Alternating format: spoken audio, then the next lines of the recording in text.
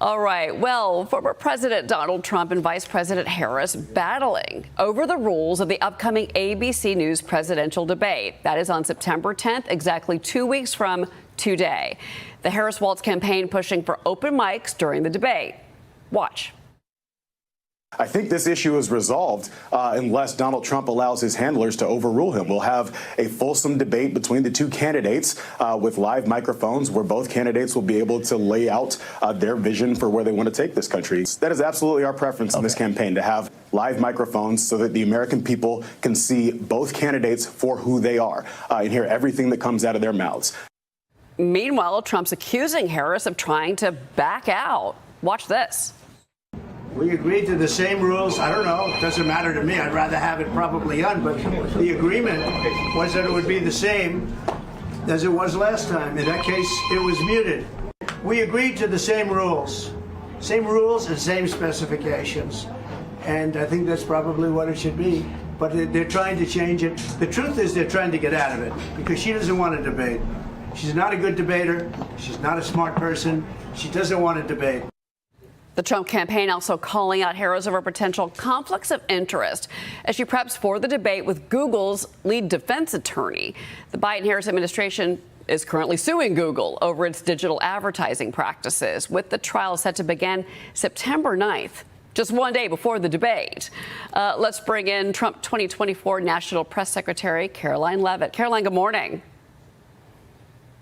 Good morning. Good to see you, Cheryl. Good to see you, too. So can you give us some more color on this debate right now about the mics and where we are this morning?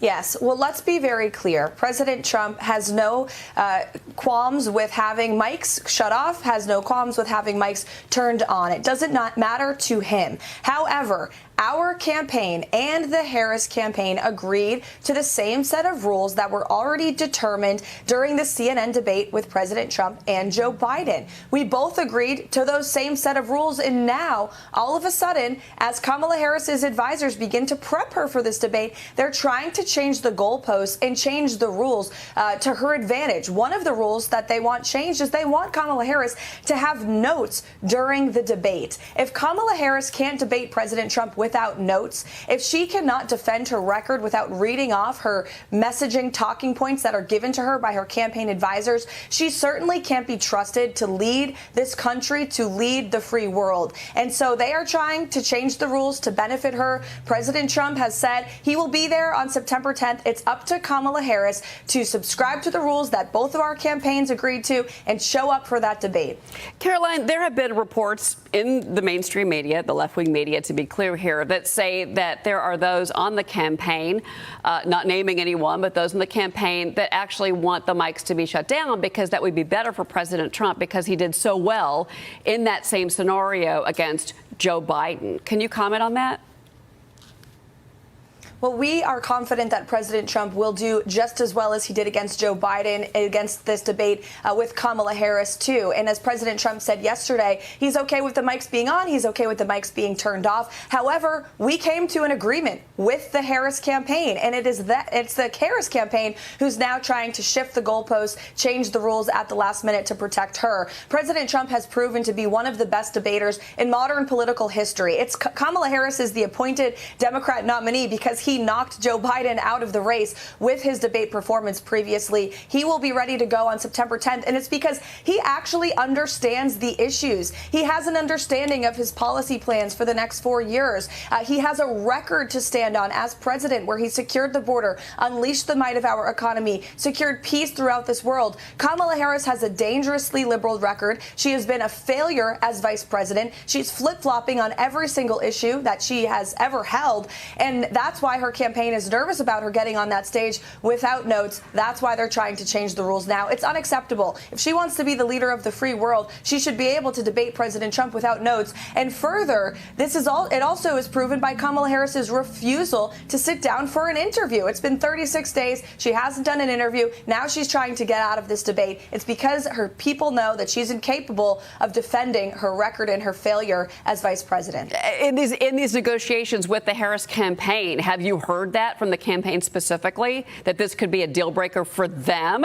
That's one question to you. The other is, and I just want to clarify here, whether the mics are on or the mics are off, Donald Trump will be at the debate on September 10th. President Trump will be at the debate because he is unafraid to debate Kamala Harris. You'll have to ask the Harris campaign whether or not they will show up. She should show up. Again, it's been 36 days, no sit-down interview, and now they're trying to change the rules. So perhaps they're trying to get out of it, but you'll have to ask them. All right. Well, all right. Let's move on to the other issue here.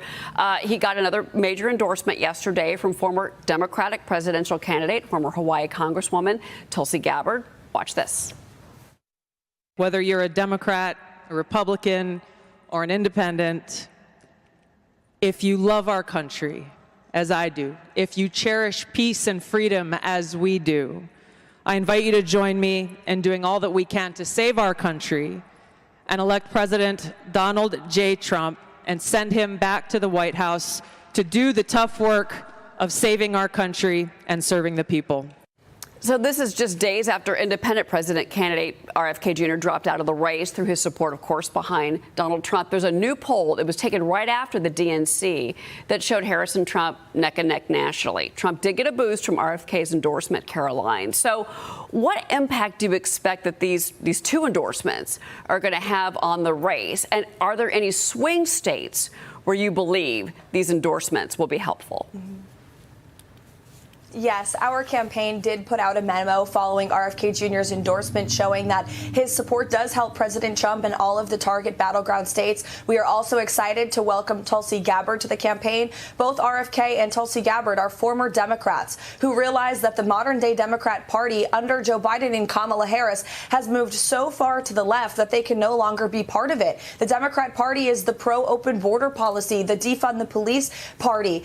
They support war around this world. They support hiking up taxes on the American people. They have created the worst inflation crisis in a generation. And so we are excited about RFK and Tulsi Gabbard joining the campaign. We're also excited about the many millions of former Democrats across this country, voters who are joining President Trump's movement to make this country safe, secure, wealthy, prosperous again. And they will continue to, RFK and Tulsi will continue to hit the campaign trail with us over the next several days. Real quick, Caroline, before you go, are there any other high-profile, big-name Democrats that you expect that are going to come out and pledge their support to Donald Trump?